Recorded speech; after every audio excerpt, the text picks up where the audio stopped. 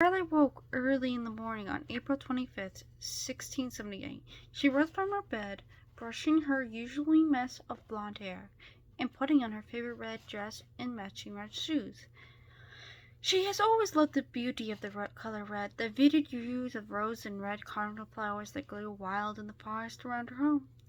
So she always made sure her outfit contains the color red summered within it. As she passes the kitchen, her mother told her that the chickens had been fed, so instead she is tasked of collecting tonight's firewood. Charlotte grimaced. She disliked collecting firewood, as the forest has always given her a bad feeling, even though she knew the fire was filled with life. It was too quiet, too dark, too eerie. There would be no arguing with her mother, however. She sighed and retrieved the basket that she used to carry sticks, then started down the winding path that would lead her into the silence of the trees. As the path grew narrow and less discernible, and would farther and farther away from the comfort of her home, she eventually found herself lost deep in the wilderness, surrounded by the darkness of the trees that pressed upon her. Charlotte panicked and began to run through the forest, becoming more lost and scared with every turn. Weeping, she called out over and over, pleading for help that never came.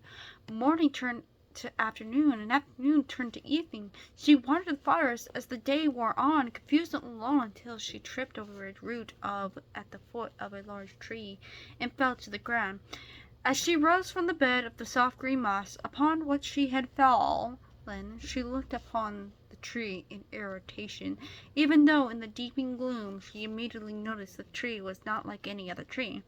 The tree was odd, tall and rubbed crooked, with a sharp almost like that of a person. It had a long twisted branch that looked like an arm and a leg twisted like they were fingers would be. The lower trunk that was split into two, as though the tree might be able to walk forward at any moment on bark covering legs. Although it was winter, it was the only tree that leaves still are on its branches. But even the leaves themselves were particular. They were blue. Unusually, oh, yes, but something about the tree made Charlotte feel pleasant, secure, safe, and loved.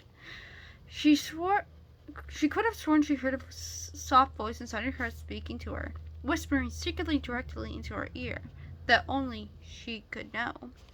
Time passes as Charlotte sat there, listening to the tree. It felt like the minute, but it must have been much longer, for she heard the crack of twigs behind her and felt her mother's familiar warming touch on her shoulder. It was fully dark, and she could see stars overhead, winking at through the blue leaves that now looked black.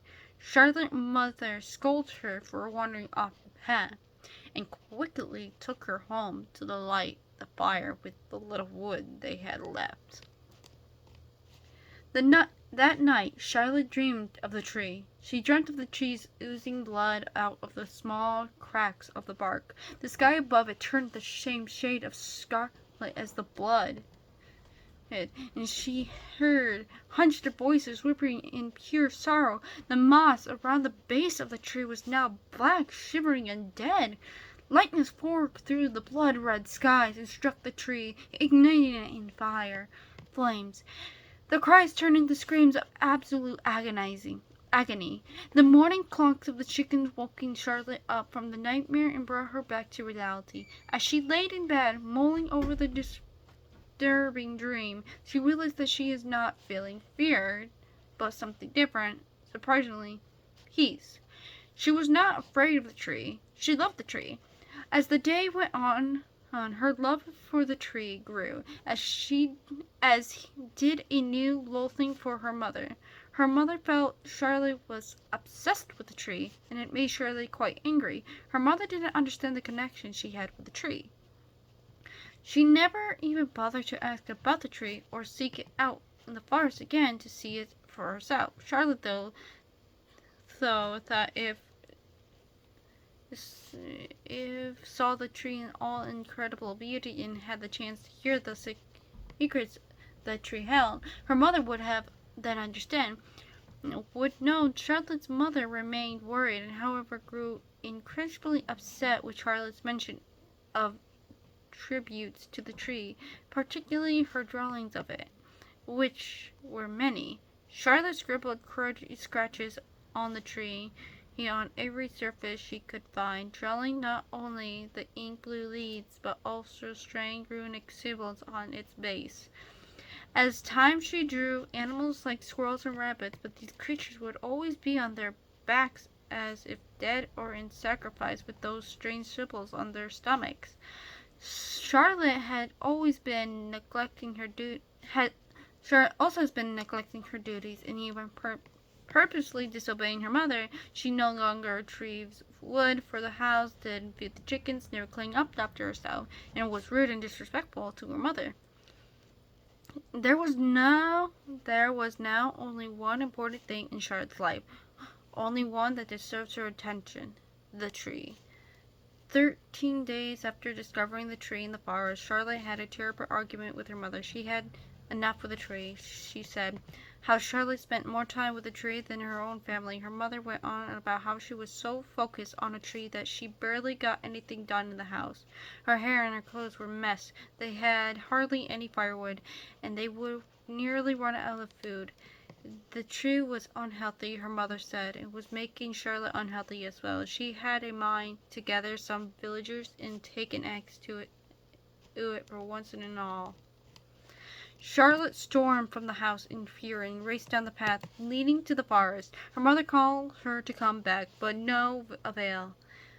Charlotte reached the end of the path and disappeared. Smoothing her anger and frustration, her mother went to the smokehouse to check for any last bit of meat for supper. When she opened the door, a horrible rank smell hit her nostrils immediately. She gagged, covering her mouth, and went inside. A single large stone had been peeled from the floor. As she got close to the stone, the smell got worse. Her mother peered into the hole where the stone had been and saw a ring of dead animals, rabbits, squirrels mostly, placed side by side. Her mother stood shocked and unmoved as she took in the marsupial tableau. She noticed that many tree roots had begun to grow under into the animals.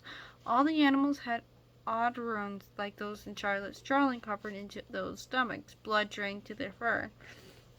A chilly breeze of winter nippling light at Charlotte's face, ruffling the fold of her bright red dress and mossing standing of her beautiful blonde hair.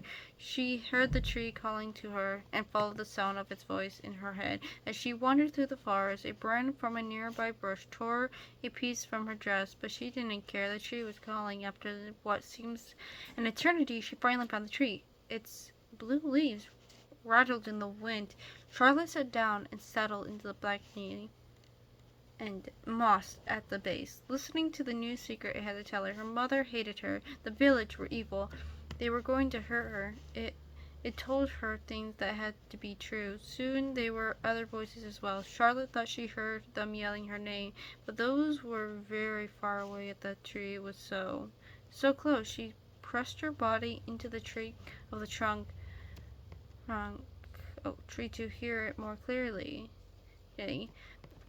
Her fingers subconsciously traced the carvings around the base while she was listening. As it spoke, the bark oozed a runny and metallic smelling sap.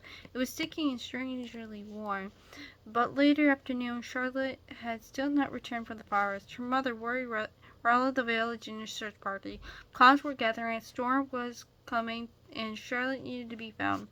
The search party spent long hours scouring the forest, desperate in calling out for Charlotte and looking for any sign of her, or odd tree with the blue leaves.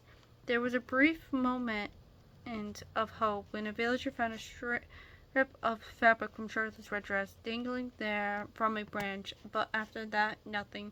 The search continued, and the hope faded. As the sun dropped into the horizon, they heard the ear-piercing scream. The village rushed into the direction from which it came, expecting to find Charlotte afraid and likely injured, but instead they only found a blue leaf tree, alone and dissolute. They searched all around the tree, but there was no trace of Charlotte.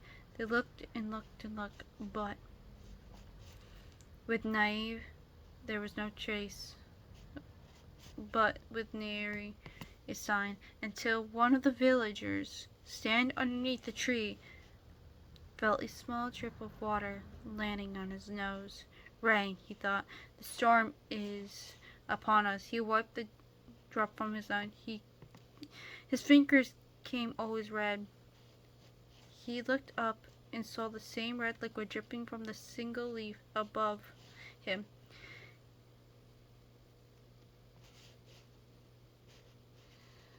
He put his head over his mouth in shock. The leaves of the trees were no longer blue. Above him was a champagne of scarlets that have turned blood red.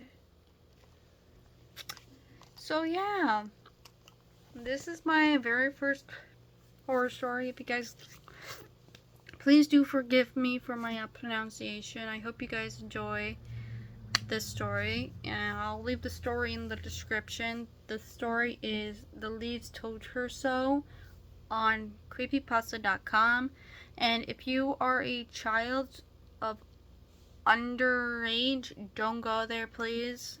So yeah, thank you so much for listening, and have a good day.